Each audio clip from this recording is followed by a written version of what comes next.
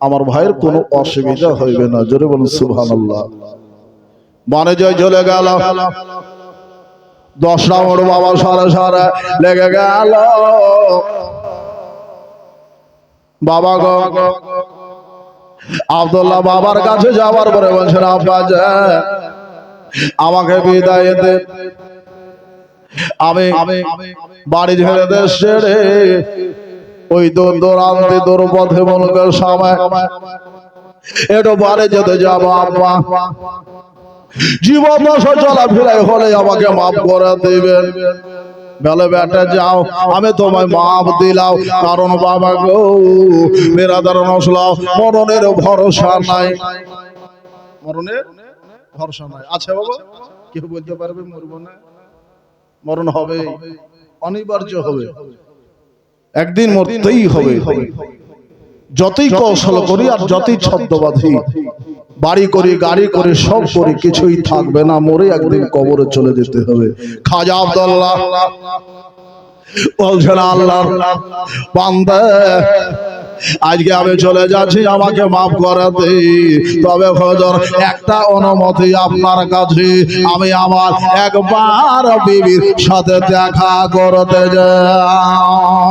বলে যা যা ওরে বেটা আব্দুল্লাহ তাড়াতাড়ি করে যাও, আমার আমেনার কাছ থেকে একটু ক্ষমা তুমি চাইয়া নাও। বাবা গো এবার জনাবে আব্দুল্লাহ রাদিয়াল্লাহু তাআলা আনহু বাবা তারে আমেনায় পৌঁছে গেলেন। আমেনার ঘরে গেলেন। আমি নাকি যাবার পরে সালাম দিলেন। সালাম দেওয়ার পরে আমি নাকি বাবা গো তুই নয়ন ভরে একবার দেখে নিলে।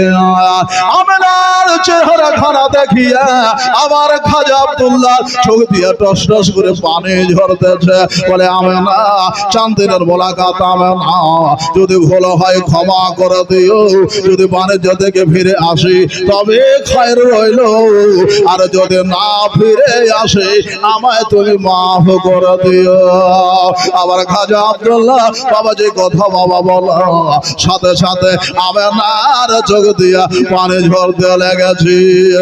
বাবা গো নতুন বিবাহ কয়েকটা মাস হয়েছে, বেরাদার নসলাম এখন অবস্থায় স্বামী যাচ্ছে বাবা বিদেশে, আমার মা খালাদের বন্ধুর ভাইদের স্বামীরা যাই বাবা ওই বিদেশে না যাই না। প্রবাসে যাবার পরে কত কষ্ট করে বাবা মাথার ঘাম পায়ে ফেলে ইনকাম করে নিয়ে আসে, আর ওই টাকা দিয়ে মা বোনেরা কত নাকি করে। বর্তমান সময় আজকে টিকটক ভিডিও চলছে, মা বোনেরা একটু মন দিয়ে শুনুন, আর বেশিরভাগ মা বোনেরা টিকটক করছে।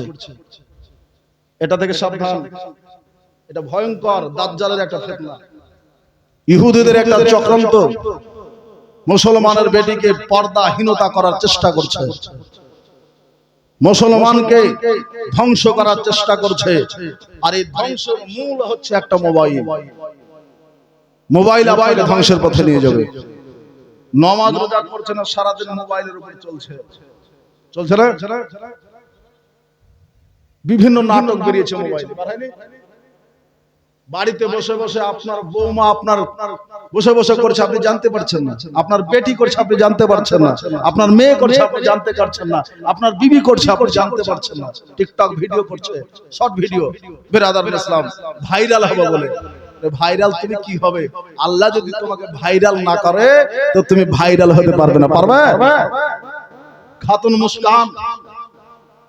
মুস্কান খাতুনকে বলেছিলেন জয় শ্রীরাম বলো, তুমি একাই বলেছিলেন আল্লাহু আকবার, জোরে বলুন সুবহানাল্লাহ। সারা জামানা তাকে চিনে নিয়েছে। দুনিয়াতে ভাইরাল হলো, আখিরাতেও ভাইরাল হবে, জোরে বলুন সুবহানাল্লাহ। এরকম জাজবা আলামে হতে হবে বেরাদার ইসলাম। যে আমার ইসলামকে যারা আপনার অবদস্ত করতে চায়, আমার ইসলামকে যারা হেনস্থ করতে চায়, আমার ইসলামকে যারা ছোট করতে চায়, আমার ইসলামকে যারা অপমান করতে চায়, তার জবাব দিয়েছে। আর এই জবাব তার নামই হচ্ছে একজন শের নারী, জোরে বলে সুবহানাল্লাহ। আর যে শের নারী হবে, শেরে খোদার বেটির সাথে জান্নাতে থাকবে, জোরে বলে সুবহানাল্লাহ। সুবহানাল্লাহ। শেরে খোদার বেটির সাথে তারা হাসর নাসর হবে।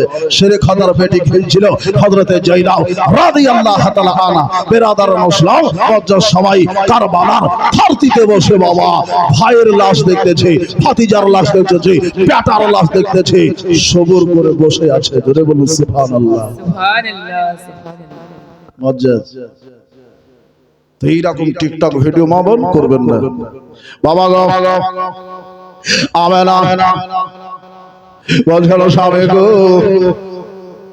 জমানে আপনি এই কথা কেন নিয়ে আসলেন? আখেরি বিদায় দাও, আলবেদা কহেতে আর তোমার সাথে আমার দেখা হবে কি হবে না, পুরানা মাফ করে দিও। আমেনা যদি ফিরে আসি খায়ের হবে, আর যদি ফিরে না আসি আমায় তুমি মাফ করে দেবে। তবে আমেনা তোমারই একটা কথা বলে যায়, আমি তোমাকে তোমার পেটে যেটা রয়েছে আমি যাওয়ার পরে মরণের পরে আমার তাজকিরা থাকবে জগতের ভিতরে। জোরে বলুন সুবহানাল্লাহ।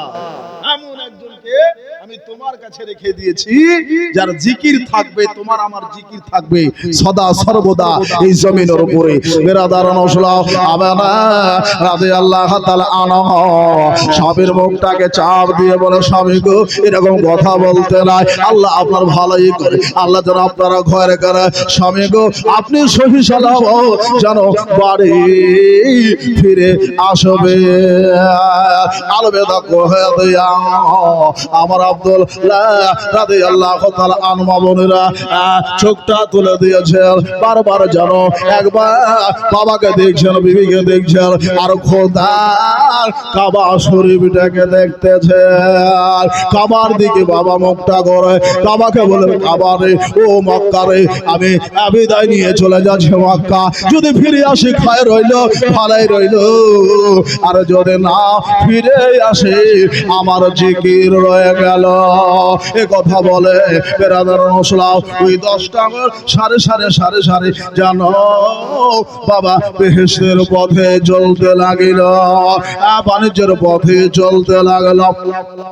মূল কেশা বাবা দিদারা পৌঁছে গেলেন। বেরাদার একটা দুটা করে বাবা কয়েকটা মা যেন বাণিজ্য করলেন, খুব নাফা কামালেন, খুব ব্যবসা হলো এই বছর। কারণ এই বছর নবী মায়ের পেটে জমা হলো। জোরে বলুন সুবহানাল্লাহ। কি বারের দিন মায়ের পেটে নবী জমা হয়েছে।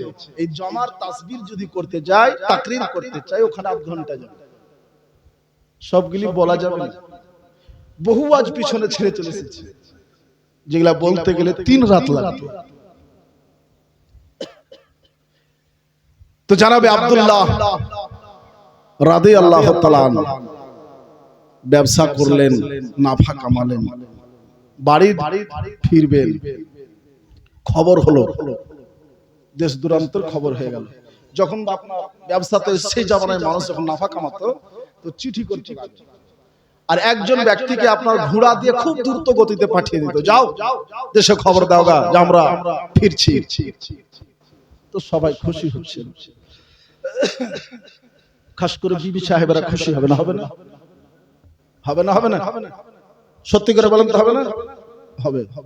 ছেলেপিলা খুশি হবে যে বাবা আসছে দেশ থেকে, মা ভাবে বেটা আসছে দেশ থেকে, বিবি ভাবে স্বামী আসছে দেশ থেকে, সাজর গুজর করে তারা বসে আসে, সময় হয়ে গিয়েছে। আর আমার আমেনার ভিতর যেন ধক ধক করতেছে।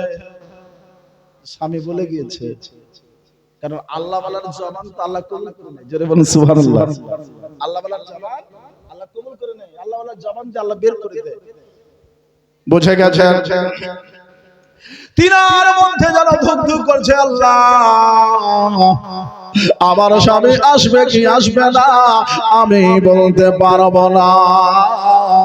মন যেন ধুক ধুক করে, দূর দূর করে।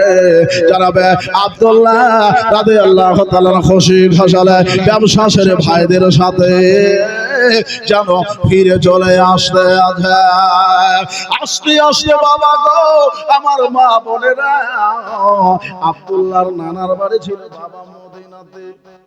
কোথায়? মদিনাতে। ওই মদিনাতে বানি নাজ্জার গোত্রে সন্নিকটে আসার পরে আমার আব্দুল্লাহ যেন অসুস্থ হইয়া যায়, বিমার যেন হইয়া যায়। উঠ সারে সারে চলতেছে, ভাই আব্দুল্লাহ যেন বাবা বলতেছে, ও বড় ভাই হারে, একটু দাঁড়িয়ে যাও ভাইয়া গো, একটু রোকে যাও ভাইয়া গো, আমার যেন শরীর আর ভালো করে না, শরীর আর চলে না। দাদা গো একটু দাঁড়িয়ে যাও, আমি আর উটের উপর বসে থাকতে পারছি না, আমি আর উটের উপর বসে থাকতে পারছি না ভাইয়া, আমাকে একটু তোমরা মাদার দাও, আমাকে একটু তোমরা সাহায্য করো। আব্দুল্লাহ যখন বাবা ভাইদের ডাক দিয়েছে, তেরা দাঁড়ানো শুলাও, 10টা ভাই যেন থমকে দাঁড়িয়ে গিয়েছে। আমার ছোট ভাইয়ের কি হলো আল্লাহ? আমার বাবা যে বলেছে আব্দুল্লাহর যেন কিছু না হয়, ভালো করে দেখভাল করিও। 10টা ভাই নেমে গিয়ে আব্দুল্লাহকে জিজ্ঞেস করলো, ভাই